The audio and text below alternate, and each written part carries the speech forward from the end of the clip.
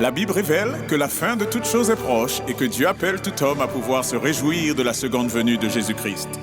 L'objectif de cette présentation est de vous préparer à être du nombre de ceux qui gardent les commandements de Dieu et le témoignage, la foi de Jésus-Christ. Eh bien, rebonjour et bon après-midi à chacun.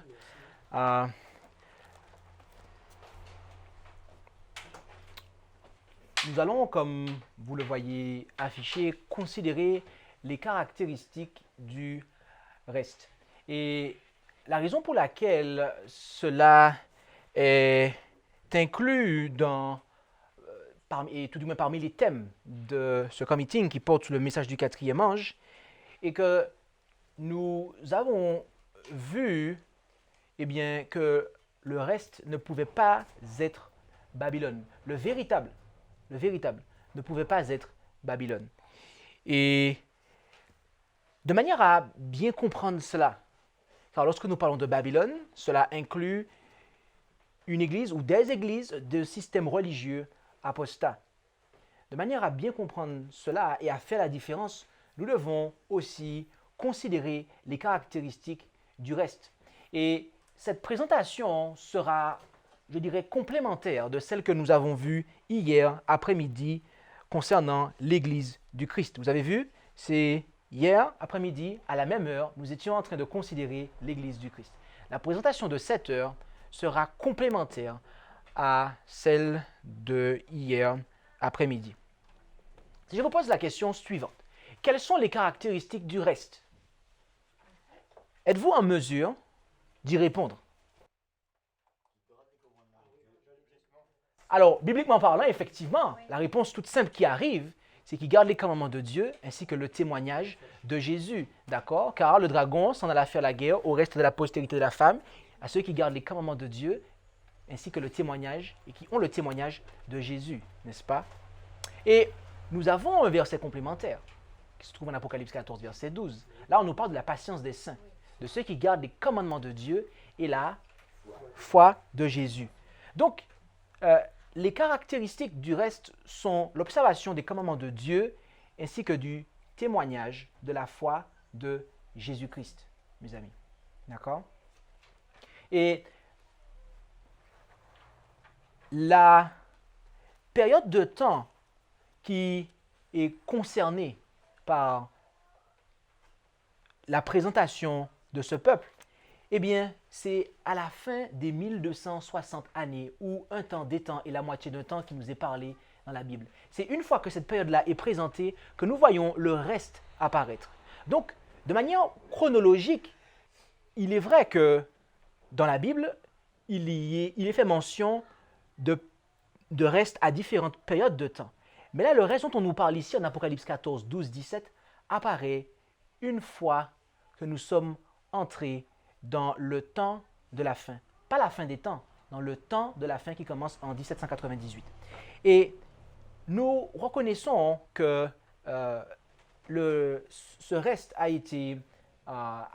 vu le jour avec le mouvement adventiste, conformément aux différentes prophéties de temps qui amènent à cette période de temps. Et nous croyons également que le témoignage de Jésus, que l'esprit de prophétie, a été manifesté en ce dernier jour dans le ministère de Sœur Ellen G. White. Et j'aimerais que nous considérions une déclaration qu'elle a faite dans Message choisi, volume 1, à la page 238, paragraphe 3, en 1905. Et cette déclaration a trait à l'oméga. Elle a trait à l'oméga, à l'apostasie qui devait avoir lieu. Et elle déclara que l'ennemi des âmes a cherché à introduire la supposition selon laquelle une grande réforme doit avoir lieu parmi les adventistes du septième jour. Okay? Cette réforme devrait consister à renoncer aux doctrines qui constituent les piliers de notre foi et entreprendre un travail de réorganisation. Si une telle réforme avait lieu, qu'est-ce qui s'ensuivrait? Les principes de vérité que Dieu, dans sa sagesse, a donnés à l'Église du reste seraient rejetés. Notre religion subirait un changement. Les principes fondamentaux qui ont soutenu l'œuvre pendant les 50 dernières années seraient tenus pour autant d'erreurs. Une nouvelle organisation serait établie. Des livres d'un ordre différent seraient écrits. On introduirait tout du moins un système de philosophie intellectuelle.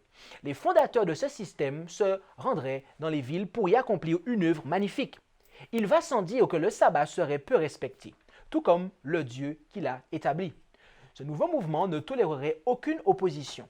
Ses chefs enseigneraient que la vertu est préférable au vice, mais du moment que Dieu serait écarté, on ne dépendrait plus que de la force humaine qui est impuissante sans Dieu. On construirait sur le sable et tout l'édifice s'écroulerait à la première tempête. Remarquons ce qu'il est dit, notamment lors de la première partie, dans la première partie de ce paragraphe. Elle parle des adventistes du 7e jour, d'accord, en 1905. Et elle dit que l'ennemi de nos âmes a tâché de faire croire qu'une réforme devait avoir lieu, laquelle consisterait à abandonner, à renoncer, ou tout du moins, aux doctrines qui constituent les piliers de notre foi. Rappelez-vous ce que nous avons vu avec le pasteur Allen ce matin. Non pas les piliers de ma foi, dit-elle, les piliers de notre foi. D'accord? Et à la suite de ça, elle dit que les principes de vérité que Dieu, dans sa sagesse, a donnés à l'Église du reste seraient rejetés. OK? Précédemment, elle parle de notre foi, et juste avant, elle parle des adventistes du 6e jour. OK? Et remarquez comment elle va continuer. D'accord? Elle dit, notre religion subirait un changement. Les principes fondamentaux qui ont soutenu l'œuvre pendant les 50 dernières années seraient tenus pour autant d'erreurs. Donc ici, il y a une substitution qui peut être effectuée en fait. Adventiste du 7e jour, d'accord? Église du reste, et laquelle a des piliers pour sa foi, d'accord? Des principes de vérité. OK? Donc, notez ici qu'elle associe Église du reste à Église adventiste du 7e jour. D'accord? OK? Et cela a du sens, notamment à la lumière de ce qu'on a vu tout à l'heure avec le pasteur dans la présentation précédente, Ellen White et le reste. Et notez qu'elle, une fois que nous avons vu le rapport qu'il y a entre Église adventiste du 7e jour et Église du reste, que ces deux termes pouvaient être substitués à cette époque, notez comment, ce qu'elle va dire également. Elle va parler des piliers de notre foi. Ensuite, elle va parler des principes de vérité. Et après, elle va dire les principes fondamentaux qui ont soutenu l'œuvre pendant les 50 dernières années. OK? Piliers de notre foi, principes de vérité, principes fondamentaux. D'accord? Et là, elle écrit ça en 1905. OK? Considérons la page 242 de ce même ouvrage. Toujours en 1905 qu'elle écrivit cela. Elle dit, nous, pas je, nous sommes le peuple qui observe les commandements de Dieu. Et notez à nouveau qu'elle va employer cette même période de temps. Pendant les 50 dernières années, toutes les formes d'hérésie ont tenté d'obscurcir nos esprits concernant l'enseignement de la parole de Dieu. Des messages de toute espèce ont été adressés à qui? Aux adventistes du 7e jour. Donc le nous sont les adventistes du 7e jour. Pour prendre la place des vérités qui ont été obtenues point par point. Remarquez, des vérités qui ont été obtenues comment? Point par point. OK? Et de quelle manière? Par l'étude et la prière et confirmées par la puissance miraculeuse du Seigneur. Mais les jalons qui ont fait de nous ce que nous sommes doivent être maintenus et ils le seront, comme Dieu l'a déclaré dans sa parole et par le témoignage de l'Esprit. Il nous demande de nous cramponner avec fermeté par l'étreinte de la foi au quoi? Aux principes fondamentaux qui ne peuvent être remis en question. Nous sommes le peuple qui, durant les 50 dernières années, à savoir de 1855 à 1905, a obtenu point par point des vérités. Et Dieu nous demande de nous cramponner avec fermeté par l'étreinte de la foi à ces vérités qu'elle qualifie de principes fondamentaux qui ne peuvent être remis en question. De quels principes fondamentaux parle-t-elle en 1905? La dernière publication de principes fondamentaux, mes amis, qui a vu le jour avant la mort d'Ellen White et qui a été valable jusqu'à 15 ans après la mort d'Ellen White, sont les principes fondamentaux des adventistes du 7e jour de 1889. Et donc, ces principes fondamentaux, eh bien, nous fournissent une esquisse large des caractéristiques de l'Église adventiste du 7e jour, qui est l'Église du reste. Et donc, nous allons pouvoir, à travers cela, eh bien, voir quelles sont les caractéristiques du reste, en réalité. D'accord? Considérons quelques-uns de ces points. Et nous allons essentiellement faire cela. Et alors que nous allons considérer ces points durant cette heure, je vous demande de bien prêter attention. Surtout si vous êtes un adventiste du 7e jour. Car nous allons considérer là les principes fondamentaux de l'Église du reste, mes amis, d'après Ellen White. Et principes fondamentaux qu'elle a dit qui sont incontestables, ok? Que Dieu a révélé point par point, qu'il a donné à son peuple point par point. Le premier de ces principes est qu'il n'y a un seul Dieu, un être personnel, spirituel, le créateur de toutes choses, omniprésent, omniscient et éternel, infini en sagesse, en sainteté, en justice, en bonté, en vérité et en miséricorde, immuable et partout présent par son représentant, le Saint-Esprit. Psaume 139, verset 7. Est-ce que nous avons un problème ici, aujourd'hui en 2018? L'Église du reste, mes amis, croit qu'il n'y a qu'un seul Dieu. Et implicitement ici, ce seul Dieu est présenté comme étant le Père. Puisque comme nous allons le voir, le point numéro 2 va porter sur son Fils. Et notez ici quelque chose d'intéressant. C'est que ce seul Dieu, il est partout présent, comment? Par son représentant, le Saint-Esprit.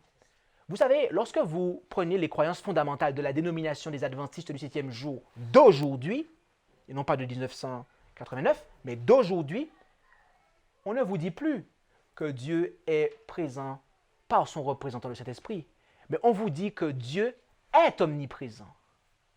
Oui, c'est vrai. Mais mes amis, ce n'est pas correct. On ne peut pas dire et s'arrêter à là et penser qu'on peut être correct dans ce qu'on dit. Non, Dieu n'est pas omniprésent, mes amis. Ça, c'est du panthéisme. Dieu est un être en 2 dimensions. Il a une forme. Il est présent dans un lieu bien précis, dans le ciel. Et à quel endroit dans le ciel? Dans le sanctuaire. Et à l'heure actuelle, à quel endroit dans le sanctuaire? Dans le lieu très saint du sanctuaire céleste. Dieu a un réel endroit d'habitation. Mais il est omniprésent. Mais comment? Par l'Esprit. Par l'Esprit. Et aujourd'hui, dans les croyances fondamentales de la dénomination actuelle, cette nuance, mes amis, qui signifie toute la différence. Et rappelez-vous qu'on avait fait cette nuance avec le pasteur David Sims l'an passé. On l'avait vu, pour ceux qui s'en rappellent. Le pasteur David Sims avait passé une présentation à clarifier ça. Eh bien, cette nuance a disparu dans les croyances fondamentales actuelles. Et c'est parce que cette nuance a disparu que dans l'adventisme, à l'heure actuelle, on ne croit plus dans le sanctuaire. Puisque, comme on l'avait vu avec le pasteur Allen Stamp, la personnalité de Dieu et de Christ est liée à la vérité du sanctuaire.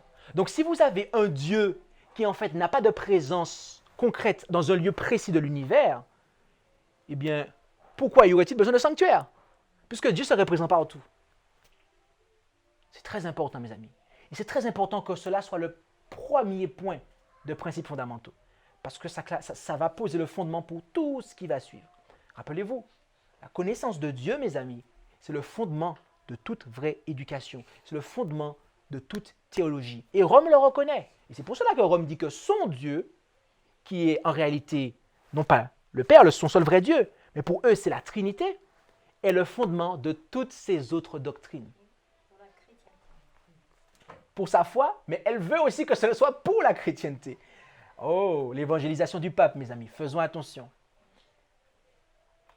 Le deuxième point de ces principes fondamentaux, il nous a dit qu'il y a un seul Seigneur, Jésus-Christ, le Fils du Père éternel, celui par qui il créa toutes choses et par qui elles subsistent, qu'il prit sur lui la nature de la semence d'Abraham pour la rédemption de notre race déchue, qu'il demeura parmi les hommes, plein de grâce et de vérité, vécut notre exemple, mourut notre sacrifice, fut ressuscité pour notre justification, monta aux cieux pour être notre seul médiateur dans le sanctuaire céleste où, à travers les mérites de son sang versé, il assure le pardon et la rémission des péchés de tous ceux qui viennent à lui dans la repentance.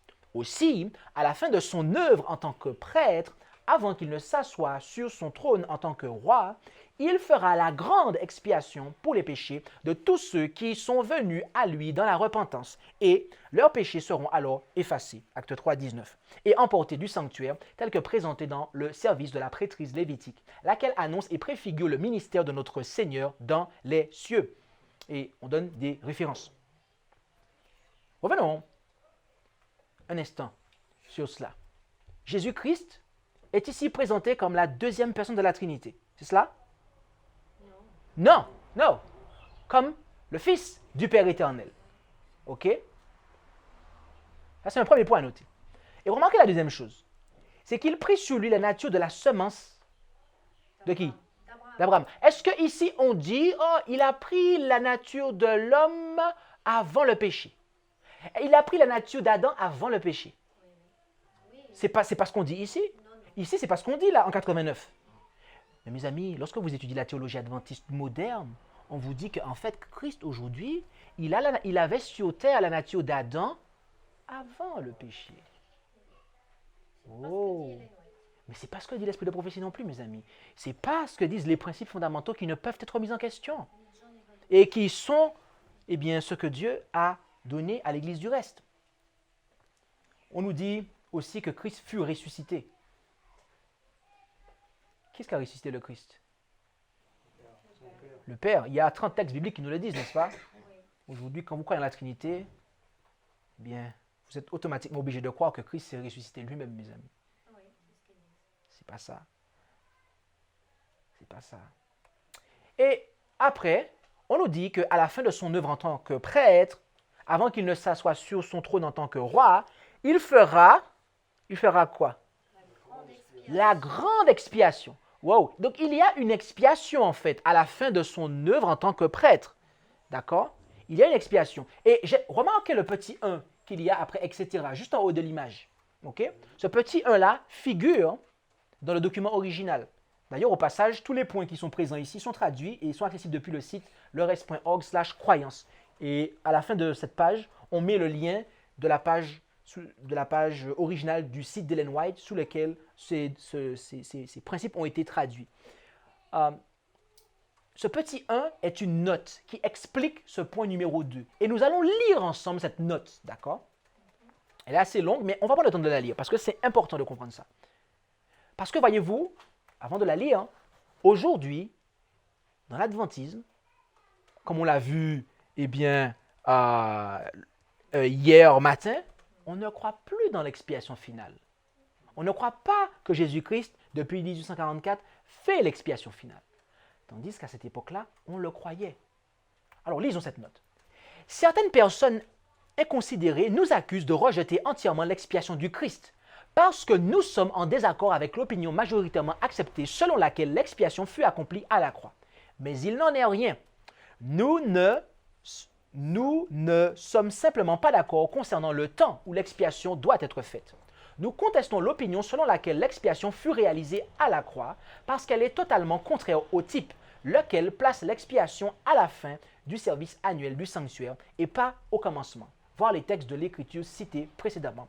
Et parce que cela mène inévitablement à l'une des deux grandes erreurs. Ainsi, Christ porta les péchés du monde quand il était sur la croix. Jean déclara, « Voici l'agneau de Dieu qui ôte, c'est-à-dire porter, d'après la lecture marginale, le péché du monde. » Jean 1, 29. Pierre nous dit à quel moment il porta les péchés du monde. Lui qui a porté nos péchés en son corps sur le bois. Pierre 2, 24.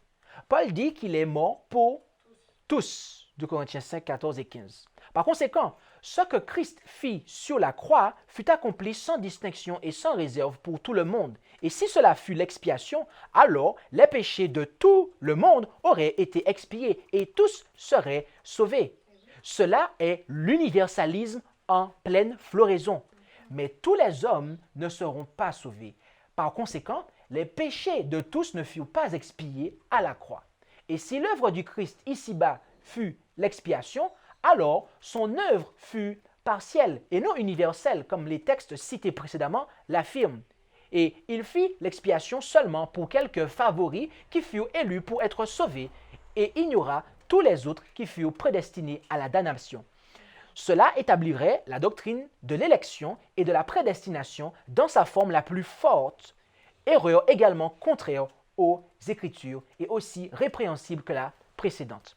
Nous évitons ainsi ces deux erreurs et sommes en harmonie avec le type mosaïque ainsi que toutes les déclarations des Écritures lorsque nous déclarons que ce que Christ fit sur la croix fut de pourvoir à un sacrifice divin pour le monde, suffisant pour sauver, et offrit à chacun de ceux qui l'acceptent, afin qu'ils agissent par les mérites de son offrande comme médiateur avec le Père jusqu'à la fin du temps, assurant ainsi la rémission des péchés pour tous ceux qui le cherchent dans ce sens, et que, au dernier service de sa prêtrise, il efface les péchés de tous ceux qui se sont repentis et ont été convertis. Acte 3, 19. L'expiation n'étant pas complétée avant que l'œuvre d'effacement des péchés soit accomplie. Ainsi, Christ fait l'expiation, non pas pour les péchés du monde, mais pour que tous soient sauvés. Non pas pour quelques favoris seulement, lesquels sont élus de toute l'éternité pour être sauvés, mais pour ceux qui, en tant qu'agents moralement libres, ont volontairement cherché auprès de lui le pardon du péché et la vie éternelle. Et tous ceux pour qui l'expiation est réalisée seront sauvés pour toujours dans son royaume. Cette vue ne diminue aucunement les mérites de l'offrande du Christ, ni la valeur et la gloire de son œuvre expiatoire pour les hommes. Alors que nous nous tenons dans cette direction, nous n'allons ni dans l'universalisme, ni dans l'élection, ainsi que la réprobation. Voilà une note qui clarifie le point de l'expiation, de la grande expiation, mes amis. Okay? Donc, l'expiation n'a pas pu être complétée à la croix, comme il le faisait comprendre. D'accord? Okay? Et pour ceux qui ont eu l'occasion de suivre les présentations que j'ai déjà pu réaliser sur l'expiation finale, eh bien, il est vrai qu'à la croix, il y a eu une expiation. Mais lorsque vous lisez en Lévitique, on vous explique que c'est une expiation pour le pardon.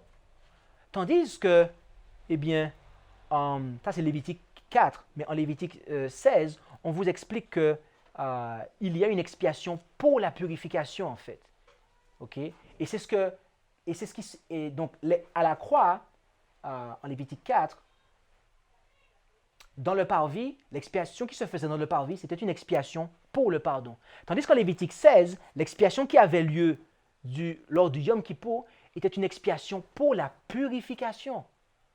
Donc, l'expiation ne peut pas s'arrêter à la croix. Okay? L'expiation est complétée lorsque Christ rentre dans le lieu très saint du sanctuaire céleste, et ce, au moment où, et à compter de 1844. Donc, ça continue en fait. Ça ne peut pas être à la croix. OK? Jusqu'ici, est-ce que nous comprenons qu'il y a une différence? Est-ce que nous percevons, nous voyons ce que croit en fait un véritable adventiste du 7e jour, je dirais? Ce que croit, eh bien, quelqu'un qui fait partie de l'Église du reste. Parce que c'est cela, mes amis. Voilà les principes fondamentaux. Okay? Sommes-nous un membre de l'Église du reste, le véritable reste de Dieu? Sommes-nous, eh bien, un véritable adventiste du 7e jour, lorsque nous considérons ces choses et que nous remarquons ce qui aujourd'hui est enseigné. Je laisse la question en suspens et chacun de nous doit y répondre, doit pouvoir y répondre. Le point numéro 3. Il est dit que les saintes écritures de l'Ancien et du Nouveau Testament furent données par inspiration de Dieu et contiennent une révélation complète de sa volonté à l'homme et qu'elles constituent la seule règle infaillible de foi et de pratique. Êtes-vous d'accord avec cela?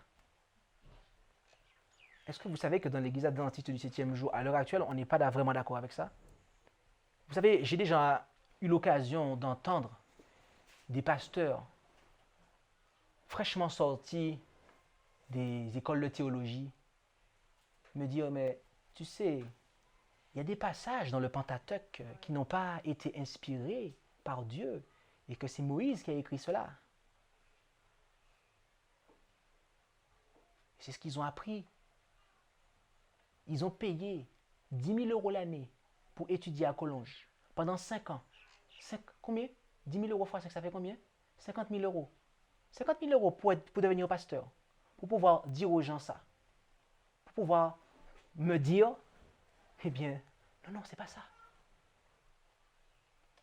C'est pas ça. Tout n'a pas été inspiré par Dieu, en fait. Il y a un site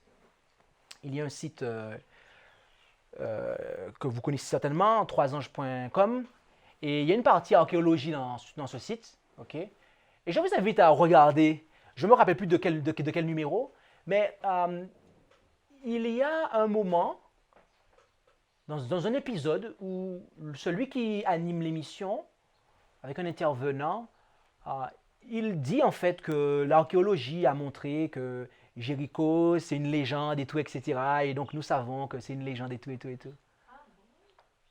Pourtant, l'Écriture dit, ainsi parle l'Éternel. Et l'Éternel dit à Moïse.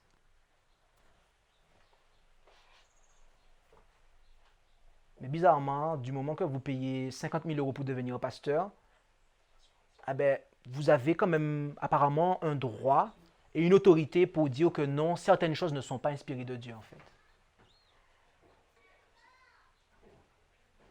Est-ce que cela peut être un pasteur de l'Église du reste qui peut dire ça, mes amis?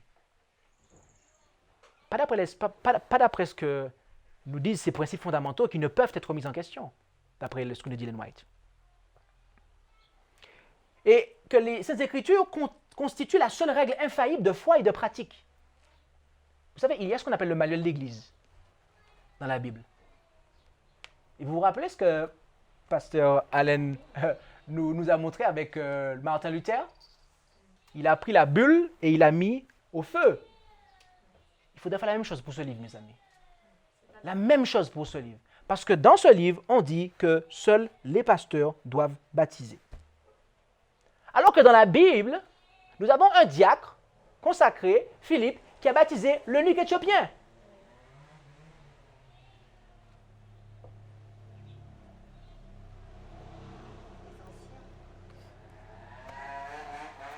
Les anciens aussi. En fait, dans la Bible, et ça il faut le comprendre, il n'y a qu'une seule consécration, mes amis. Et après, c'est l'Esprit qui vous dirige dans votre ministère.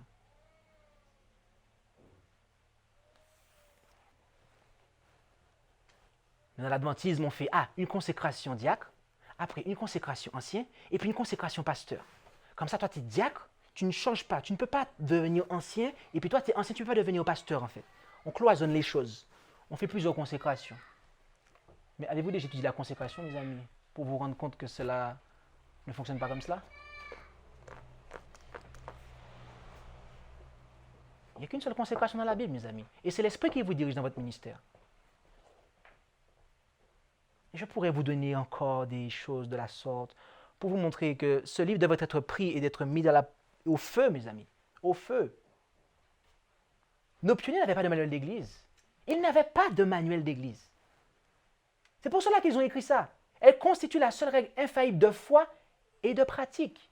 Bien évidemment, sur le point de vue personnel de la foi, mais mes amis, du point de vue de la pratique ecclésiale également, nous avons tout. Nous avons l'exemple de Moïse, comment il dirigeait le peuple. et toute l'histoire inspirée, toute l'histoire sacrée en fait.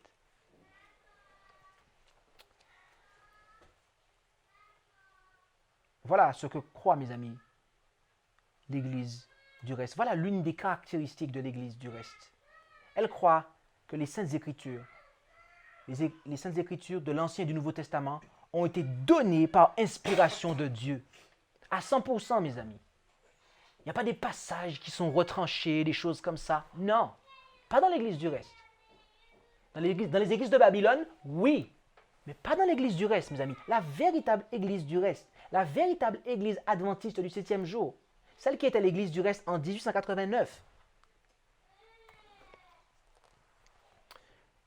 Point numéro 7.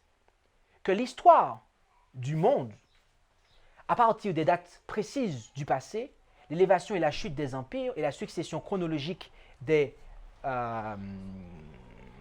événements menant à l'établissement du royaume éternel de Dieu, sont esquissées dans de nombreuses grandes chaînes prophétiques et que ces prophéties sont à présent toutes accomplies, excepté les scènes finales. D'accord? On nous parle ici de chaînes, de grandes chaînes, de nombreuses grandes chaînes prophétiques. OK? Et je ne l'ai pas mis, mais si vous prenez le temps de considérer tous ces principes fondamentaux, OK? Car je n'ai sélectionné que des points qui manifestent pour nous un intérêt, étant donné qu'on voit et on va s'apercevoir que chaque point que je vais citer sont aujourd'hui, je dirais, changés ou défiés, entre guillemets, attaqués, eh bien, vous allez voir qu'il y a un autre point où il parle de l'importance de la prophétie. Et là, on nous parle de nombreuses grandes chaînes prophétiques. Okay? Donc, lorsque vous vouliez eh bien, devenir un adventiste du 7e jour en 1989, lorsque vous vouliez eh bien, intégrer l'Église du reste en 1889, eh bien, vous deviez réaliser l'importance de la prophétie, mais aussi qu'il y avait de nombreuses grandes chaînes prophétiques. D'accord? En Daniel, en Apocalypse, et il y en a aussi qui sont en Matthieu 24, en 2 Thessaloniciens 2, etc. D'accord? Rien qu'avec ce terme-là, de nombreuses grandes chaînes prophétiques, nous pourrions vous présenter eh bien, comment les pionniers comprenaient cela et comment eh bien, ils voyaient ces chaînes prophétiques et comment ils les associaient et comment elles se complétaient aussi. Et la raison pour laquelle je mentionne cela, c'est parce qu'aujourd'hui, dans les croyances fondamentales de la dénomination actuelle, cela a disparu. L'emphase n'est plus mise sur cela. L'emphase n'est plus mise. Alors que la parole prophétique, mes amis, est ce qui a placé l'adventisme là où il se trouve. Mais ces grandes chaînes prophétiques n'apparaissent plus. On n'en fait plus mention. C'est dommage. Point numéro 9. Que l'erreur des adventistes en 1844 concernait la nature de l'événement devant alors se produire, et non le temps. Qu'aucune période prophétique n'est donnée pour atteindre le second avènement, mais que la plus longue, les 2300 jours de Daniel 8, 14, se termina en 1844 et nous amena à un événement appelé la purification du sanctuaire. Qu'est-ce que l'Église du reste, en 1889, croyait être la plus longue période prophétique de la Bible? C'est sur le sanctuaire, la purification du sanctuaire. Et quelle était cette plus longue période prophétique? Les 2300 jours ou 300 soirs et matins de Daniel 8, 14. Voilà ce que l'Église du reste, que Dieu a conduit point par point dans la vérité de 1855 à 1905. Dieu leur a donné des piliers de notre foi. Dieu leur a donné des vérités incontestables. Voilà ce qu'ils croyaient. Voilà ce qu'ils croyaient. Ils ne croyaient pas que les 2520 étaient la plus longue période prophétique.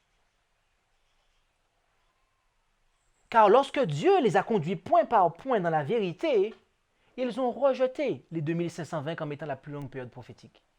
Et ont réalisé que non, ce sont les 2300 soirs et matins. Mais aujourd'hui, il y a des mouvements prophétiques mondialement connus qui ont différentes antennes à travers divers pays et qui disent que non, ce sont les 2520, la plus longue période prophétique. Et certains vont jusqu'à dire que si vous n'acceptez pas ça, vous serez perdu. Et vous vous rendez compte? Vous vous rendez compte de la chose, mes amis? Non. Cela est une caractéristique de l'Église du reste.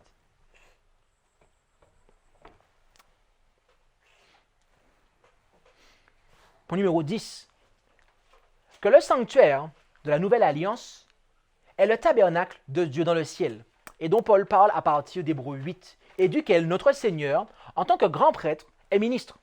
Que ce sanctuaire est l'antitype du tabernacle mosaïque, et que l'œuvre sacerdotale de notre Seigneur, qui y est liée, est l'antitype de l'œuvre des prêtres juifs de l'ancienne dispensation. Hébreux 8, 1 à 5, etc.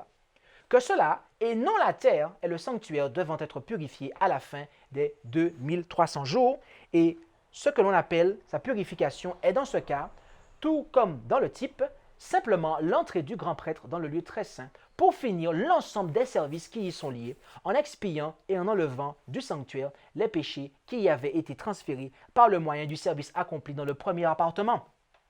Lévitique 16, Hébreux 9, 22 et 23. Et que cette œuvre dans l'antitype, commençant en 1844, consiste en fait à effacer les péchés des croyants, acte 3, 19, et occupe une durée courte et indéfinie, au terme de laquelle l'œuvre de miséricorde pour le monde prendra fin, alors le second avènement du Christ aura lieu. Qu'est-ce qui nous est dit ici? On nous parle du sanctuaire, type, antitype. Christ rentre dans le lieu très saint, d'accord, en 1844, et il fait l'expiation, d'accord, l'effacement des péchés. Savez-vous qu'aujourd'hui, dans l'adventisme, il y a des gens qui ne croient pas dans le sanctuaire? Savez-vous qu'aujourd'hui, il y a des gens qui vous disent que « Mais non, ça ne peut pas être possible. Comment le péché peut rentrer dans le ciel ?» Mais mes amis, le péché a pris naissance dans le ciel. Donc c'est normal que dans le ciel, on ait réglé ce problème.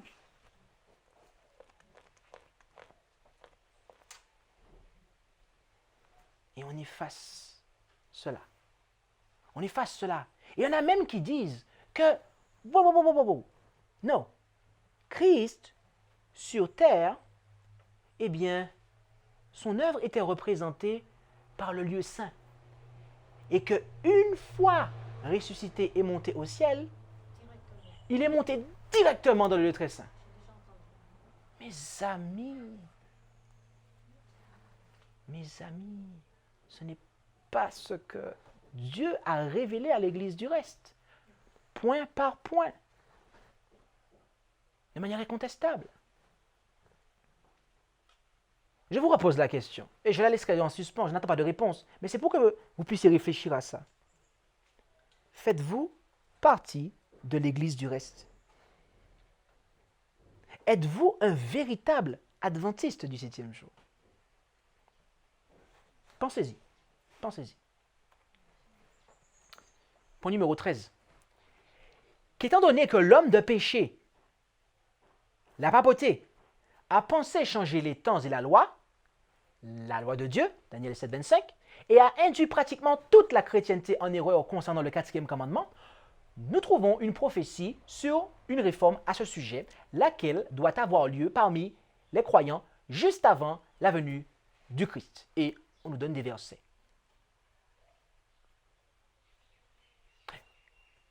D'après l'Église du reste,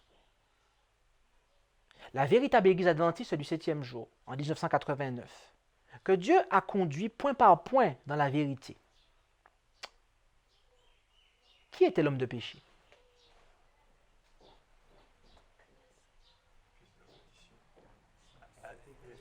La papauté. Vous avez peur de le dire? Eux, ils n'avaient pas peur de le dire. Mais bizarrement, aujourd'hui, l'Église adventiste du 7e jour moderne a peur de le dire. Si bien que cela a disparu de leurs croyances fondamentales. Vous allez prendre un livre, ce que croient les adventistes, que ce soit la version des 27 ou des 28, cela n'apparaît plus, mes amis. Cela n'apparaît plus. On ne dit plus que l'homme de péché, c'est la papauté. Alors que nos pionniers le disaient ouvertement. Vous savez, ces croyances-là apparaissaient dans un ouvrage qu'on appelait The Year's Book, c'est-à-dire l'ouvrage de l'année, en fait. Et cet ouvrage était ce que l'on pourrait qualifié limite d'annuaire adventiste, où vous aviez tous les gens qui étaient en poste dans l'église, etc., leurs fonctions, et des adresses, etc., etc., etc. Et jusqu'à présent, ça y est en fait. Ce livre existe, ok? Et vous avez tous les employés des fédérations, etc., etc., etc., etc. Et dans cet ouvrage étaient incorporées les croyances fondamentales, d'accord? Donc, n'importe qui prenait cet ouvrage pouvait savoir ce que croyaient les adventistes. Mais aujourd'hui, lorsque vous prenez cet ouvrage, ça y est pas. Il faut laisser François tranquille. Il faut laisser le pape tranquille. Il est gentil. Il n'est pas gentil? Il est gentil. Il est gentil. On va le laisser tranquille. Ah, c'est notre ami, on a vu tout à l'heure. Il est l'ami de Bibi Beach. Ah, mais mes amis, il n'était pas l'ami de James White. Et Diot aussi. Mais il n'était pas l'ami de James White, il n'était pas apparemment l'ami de Oya Smith, et il n'est pas non plus mon ami, mes amis. Vous savez ça? Ce n'est pas mon ami le pape.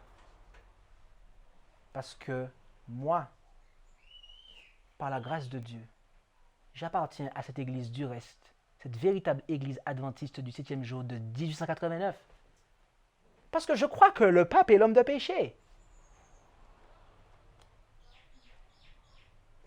Donc aujourd'hui, pour revenir à ce que nous disons, vous pouvez entrer dans l'église adventiste, actuelle, moderne, vous faire baptiser et croire ce que vous voulez concernant l'homme de péché. Eh oui, pas de problème, pas de problème. Puisque dans les principes fondamentaux, on ne dit rien à ce propos.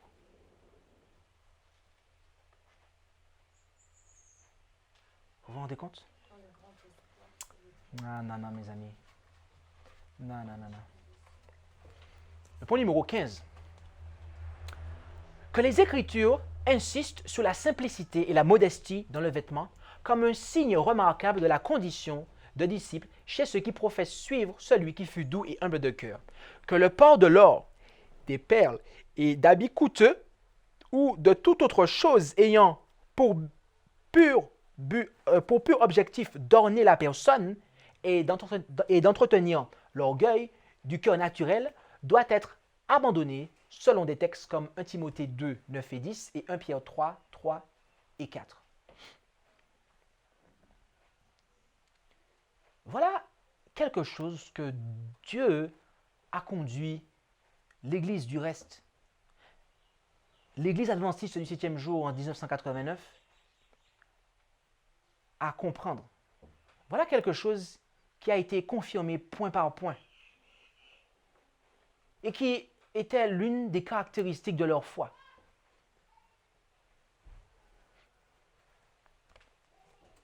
Mais il semblerait que aujourd'hui cette caractéristique tend à disparaître. Est-ce que nous reconnaissons aujourd'hui que cela exprime vraiment une volonté de Dieu, de nous voir vivre dans la simplicité, même dans notre apparence, dans la modestie, dans le vêtement. Que Dieu ne souhaite pas que nous soyons parés de toutes sortes d'or, de perles, etc.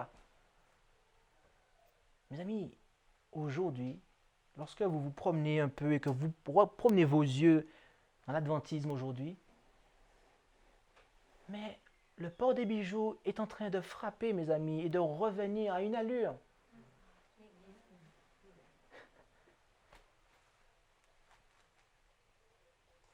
vous savez, j'étais en Martinique et j'étais allé justement imprimer ces principes fondamentaux pour avoir une classe baptismale. D'accord? Et je me suis rendu chez un imprimeur. Et il y avait un jeune homme qui était là. Et la première fois, alors c'était la première fois justement. C'était la première fois. Et je suis resté là durant peut-être plusieurs minutes à attendre qu'il fasse le travail pour moi et tout et tout. Et ce jeune homme était en train de draguer sa collègue et tout. Il avait ses bijoux, enfin, son collier, tout ça, son bracelet et tout et tout. Il était habillé d'une manière pas très convenable non plus. Je pense qu'il aurait pu mieux faire. Et il a participé à l'élaboration de ce document, de l'impression et l'assemblage de ces documents pour moi. Et au moment où il vient pour me les remettre, il me dit « Monsieur, vous êtes adventiste ?» Je lui dis « Oui, je suis adventiste et même pasteur adventiste. » Il me dit « Ah, parce que moi aussi. » Je lui dis « Ah bon, d'accord. Eh bien tiens. » Et je lui ai pris l'un des documents, l'un des 20 documents qu'il avait imprimés pour moi, et je lui ai donné. Je n'ai pas reconnu que ce garçon était adventiste. Parce qu'il n'était pas, visuellement parlant, un adventiste. Il n'y avait pas de différence entre lui et quelqu'un d'autre, en fait. Rien que dans sa manière de s'habiller.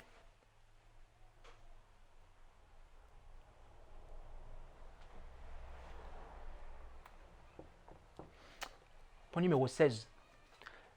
Que les moyens destinés à soutenir l'œuvre évangélique parmi les hommes doivent être versés pour l'amour de Dieu et celui des âmes, et ne doivent pas être collectés pour les loteries d'église ou les événements destinés à contribuer à l'amour de l'amusement, pour satisfaire les appétits auxquels le pécheur est enclin, tels que les fêtes foraines, les festivals, les dîners d'huîtres, le thé, les soirées folles, etc. Ce qui est une disgrâce pour l'Église qui prétend être du Christ. Que la proportion exigée sur un revenu sous l'ancienne dispensation n'est pas inférieure sous la dispensation évangélique, qu'elle est la même que celle qu'Abraham, dont nous sommes les enfants, si nous sommes du Christ, Galates 3, 29, paya à Melchisédek, type du Christ, lorsqu'il lui donna la 10e partie de tout, Hébreux 7, 1 à 4. La dîme appartient au Seigneur, Lévitique 27, 30, et cette 10e partie du revenu doit être également complétée par des offrandes, pour ceux qui en sont capables, afin de soutenir l'Évangile. 2 Corinthiens 9, 6, Malachie 3, 8 et 10. Ici, on nous parle des moyens destinés à soutenir l'œuvre évangélique. On nous parle de la dîme et des offrandes. Nous avons là un enseignement que Dieu a point par point confirmé à son Église. Un enseignement qui fait partie des caractéristiques de la foi de l'Église du reste, de la véritable Église adventiste du 7e jour. Et là-dessus, vous allez me dire que oui, mais il n'y a pas de problème avec ça dans la dénomination. OK? Il est vrai que dans la dénomination, il pratique encore cela. Le système pratique encore cela. Mais que tout le monde n'est pas fidèle. Mais est-ce que vous savez que bien souvent, lorsque des gens acceptent ce message, c'est l'une des premières choses qu'ils cessent de respecter. Lorsque des croyants acceptent d'adorer le seul vrai Dieu et qu'ils sortent de la dénomination et qu'ils se rendent compte que c'est Babylone et que ce n'est plus l'église, ça ne peut pas être l'église du reste, et qu'ils y sortent, bien souvent, Satan arrive à les piéger ici. Si bien que nous avons pu entendre, j'ai pu entendre, pour vous parler très, très exactement, que apparemment la dîme aurait été inventée par le catholicisme. Il y a des gens qui croient ça. Et ils ont une bonne compréhension de Dieu. Ils ne se rendent pas dans les églises de Babylone. Mais ce sont des infidèles qui ne paye pas la dîme, qui ne verse pas à Dieu ce qui est à lui. Parce que il pense que cela est quelque chose de catholique. Mais mes amis, l'Église du reste est au clair là-dessus. L'Église du reste est au clair là-dessus. Que la dîme et les offrandes servent à soutenir l'œuvre évangélique.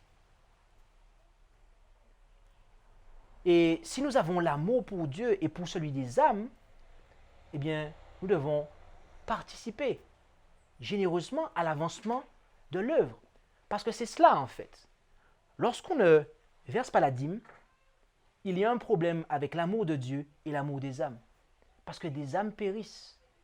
Des âmes périssent parce qu'elles ne peuvent pas entendre l'Évangile. Et oui, parce que je retiens ce qui est à Dieu et qu'il demande de verser afin que des âmes puissent entendre. Vous savez, il y a une prophétie dans la Bible, Amos, qui nous dit qu'un temps viendra où il y aura une famine spirituelle. Et mes amis, nous contribuons à cette famine spirituelle toutes les fois où nous ne versons pas la dîme, où nous ne rendons pas à Dieu ce qui est à lui. Parce qu'en faisant ça, eh bien, des âmes ne peuvent pas invoquer le Seigneur. Et pourquoi? Parce qu'elles n'entendent pas parler du Seigneur. Mais pourquoi n'entendent-elles pas parler du Seigneur? Parce qu'il n'y a personne qui prêche. Mais pourquoi y a-t-il personne qui prêche? Parce qu'ils ne sont pas envoyés. Parce qu'il n'y a pas de moyens pour les envoyer. Et voilà comment les âmes périssent, mes amis. Les véritables adventistes du 7e jour, ceux qui se préparent pour le retour de Jésus, mes amis, ils veulent que le Seigneur revienne. Ils doivent hâter son retour. Et pour cela, il faut que cette bonne nouvelle du royaume soit prêchée dans le monde entier afin de servir de témoignage à toutes les nations. Alors viendra la fin. Il faut que le message avance, mes amis. Mais si nous sommes infidèles là-dessus, le message n'avancera pas. Cela est une caractéristique de l'Église du reste. Oh oui, mes amis. Oh oui. Oh oui. Le point numéro 19. Que l'Esprit de Dieu fut promis en vue de se manifester dans l'Église à travers certains dons, lesquels sont surtout énumérés en 1 Corinthiens 12 et Éphésiens 4. Que ces dons ne sont pas destinés à succéder ou à remplacer la Bible, laquelle est suffisante pour nous rendre sages à salut. Pas plus que la Bible ne peut remplacer le Saint-Esprit. Qu'en précisant les différents canaux de son fonctionnement, cet esprit a simplement fait provision pour son existence et sa présence avec le peuple de Dieu pour la fin des temps, pour faire comprendre la parole qu'il a inspirée, pour convaincre de péché et pour opérer une transformation dans le cœur et la vie. Et que ceux qui refusent à l'esprit sa place et son fonctionnement nient simplement cette partie de la Bible qui lui assigne cette œuvre et cette position. De quoi? Les hommes que Dieu a suscités pour restaurer les brèches, que Dieu a conduit point par point dans la vérité, dans une vérité qui ne peut être remise en question. De quoi était-il en train de parler ici? Est-ce que vous avez compris cela? Et là, je voudrais que vous interveniez rapidement pour me dire si vous avez compris cela.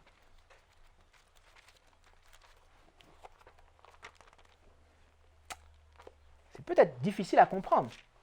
Mais mes amis, ici, on parle des dons spirituels. Oui, tout simplement, des dons spirituels qui sont mentionnés en Éphésiens 4. D'accord? Prophète, apôtre, évangéliste, pasteur, docteur, etc. Et encore d'autres qui sont mentionnés en 1 Corinthiens 12.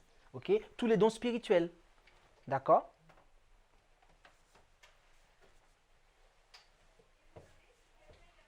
Ce sont des dons de qui? Des dons de l'Esprit. Les dons de l'Esprit, des dons de Christ, n'est-ce pas? Alors, l'apôtre Paul nous le précise. D'accord? Donc, par son esprit, Christ fait des dons. Ok? Ok. Et ici, notez que on place ces dons comme il le faut, à leur juste position. D'accord? Ce sont, eh bien, des canaux. D'accord? Des canaux par lesquels l'Esprit œuvre. Des canaux par lesquels l'Esprit œuvre. D'accord? Il ne remplace pas, il ne supplante pas, mais ce sont des canaux. OK? Et ils disent que, en précisant, OK, il dit que cet esprit a simplement fait provision pour son existence et sa présence avec le peuple de Dieu pour la fin des temps. Notez ça, hein? Pour la fin des temps, pour faire comprendre la parole qu'il a inspirée, pour convaincre le péché, pour convaincre de péché et pour opérer une transformation dans le cœur et la vie, et que ceux qui refusent à l'esprit sa place et son fonctionnement, ni simplement cette partie de la Bible qui lui assigne cette œuvre et cette position. Là, on voit qu'on fait allusion ici au don de prophétie, en fait, de manière tacite. OK? Notamment. D'accord?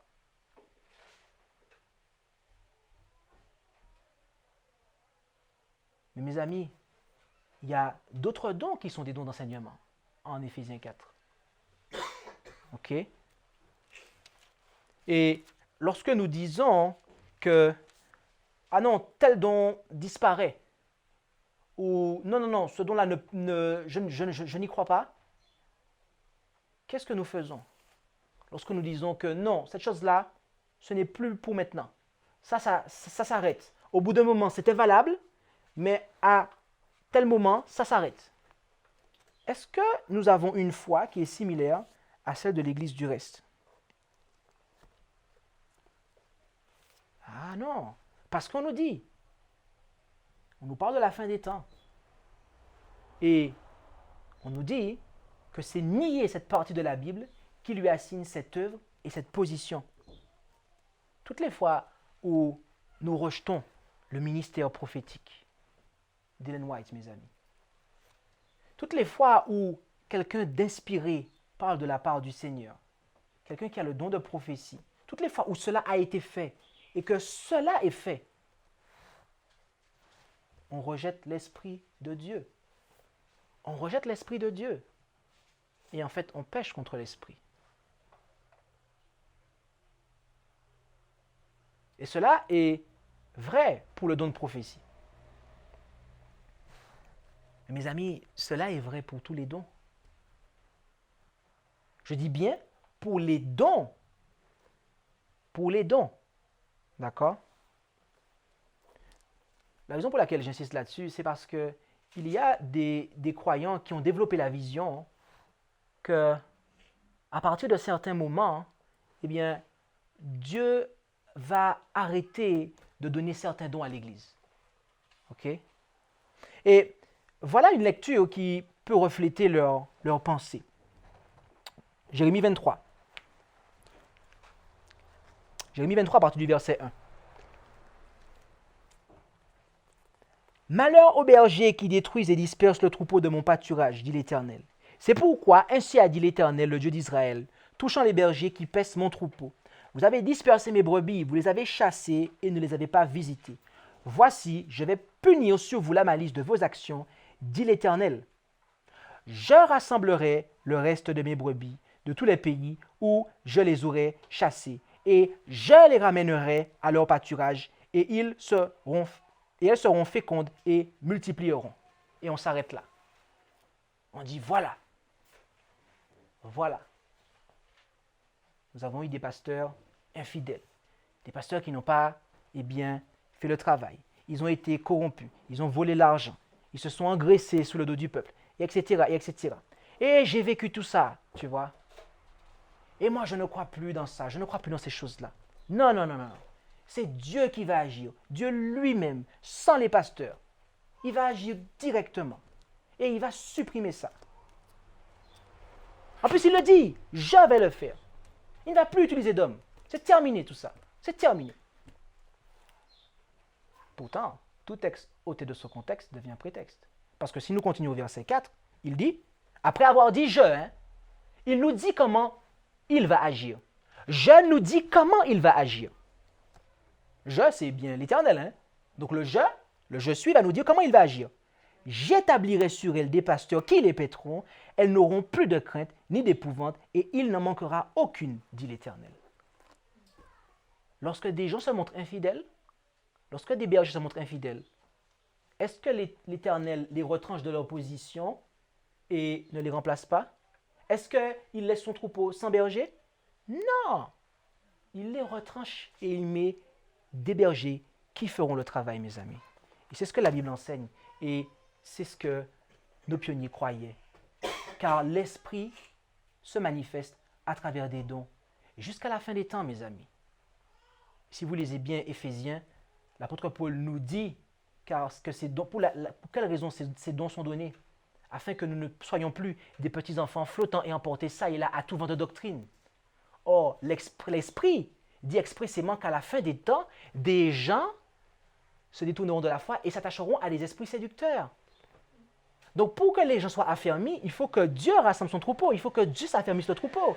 Et comment il va faire cela? Eh bien, à travers tous les dons qu'il a pourvus à l'Église. Dons de prophétie, apôtres, pasteurs, docteurs, évangélistes, etc., etc., etc., etc., etc. Tous les dons, mes amis. C'est lui qui le fera, par son esprit. Voilà, point numéro 21. Que le temps de la purification du sanctuaire, voire le point 10, se synchronisant avec le temps de la proclamation du troisième ange, Apocalypse 14, 8 et 10, est le temps du jugement investigatif se référant d'abord aux morts, puis aux vivants, lorsqu'arrive la fin du temps de probation, pour déterminer qui d'entre les myriades dormants à présent dans la poussière de la terre sera digne d'avoir part à la première résurrection et qui parmi les multitudes de vivants seront dignes d'être transmués, points qui doivent être déterminés avant l'apparition du Seigneur. Ici, Dieu a conduit l'Église du reste, la véritable Église adventiste du 7e jour, à la compréhension selon laquelle, eh bien, qu'il y a d'abord le jugement des morts, c'est-à-dire que le jugement investigatif se réfère d'abord aux morts et il passe ensuite aux vivants. Mais notez le moment, lorsqu'arrive la fin du temps de probation, lorsqu'arrive la fin du temps de probation, d'accord?